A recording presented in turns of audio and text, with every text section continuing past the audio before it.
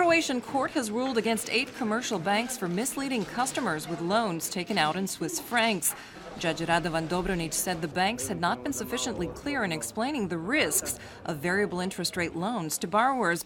The banks have been ordered to recalculate the loans in kuna at a fixed interest rate.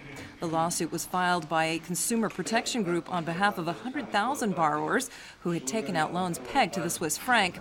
The banks are expected to appeal. Croatia's highways will be leased for a period of 30 to 50 years in order to pay off the country's debts. Prime Minister Zoran Milanovic's government decided today. The winning bid will be chosen in December. The government is hoping to receive a one-off payment of up to 3.2 billion euros. The top judge of Egypt's constitutional court, Adli Mansour, has been sworn in as interim leader after the army ousted President Mohamed Morsi on Wednesday night. Egypt's first freely elected leader is being held at a military facility in Cairo, and other Muslim Brotherhood leaders have been arrested. Army Chief General Abdul Fattah al-Sisi said Morsi had failed to meet the demands of the people. Huge crowds celebrated in Cairo's Tahrir Square. However, Morsi's supporters fear a clampdown. At least 10 people were killed and dozens wounded in street clashes. Morsi's downfall comes just 3 days before his one-year anniversary in office. The European Parliament has called for the scrapping of 2 agreements granting the U.S. access to European financial and travel data unless Washington comes clean on the extent of its electronic spying operations in Europe.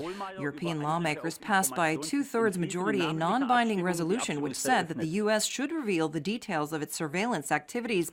The vote shows just how angry MEPs are over revelations from former CIA contractor Edward Snowden about U.S. spying on allies. Electronic music fans have flocked to the Garden Festival, which is underway in Tisno on Croatia's central coast. More than 200 bands and DJs are set to perform. The festival has become the latest club scene mecca, attracting thousands of young revelers from all over Europe, the UK in particular. The festival runs until July 10th. The Car Museum, which opened today, is the latest addition to Zagreb's growing list of collections. The new museum, which was once a cork factory, is filled with impeccably preserved old-timers and offers visitors a glimpse at the history of the automobile in Croatia. Taking a look at sports, Split has turned down an offer by a group of American investors to acquire a stake in the city's deeply indebted football club, Hajduk. The group made an offer to invest over 30 million euros in exchange for a 51% stake in the club. However, they refused to take on Hajduk's debts. Mayor Ivo Baldasar said the deal would have left the city more than 13 million euros short. The club's mounting debts have the city seriously considering putting the club up for sale. At Wimbledon, Marion Bartoli of France crushed Belgian Kirsten Flipkens 6-1, 6-2 to reach her second Wimbledon final. She will play Germany's Sabine Lisicki in the final on Saturday. Lisicki defeated Agnieszka Radwanska of Poland in the other semi-final match.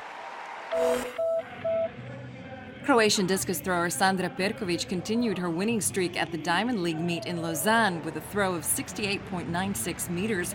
This is Perkovic's 5th consecutive league victory. Friday's forecast calls for sunshine and high temperatures. The interior can expect some cloud cover with a chance of scattered rain, mostly in Slavonia and the higher elevations. Winds will be mostly mild in the interior. Along the coast, a moderate to high northeasterly, a northwesterly on the open seas. Morning lows will be slightly higher than today's, between 14 and 19 degrees Celsius inland and between 18 and 23 degrees on the Adriatic. Highs for the day will reach up to 30 degrees inland and up to 33 degrees on the coast.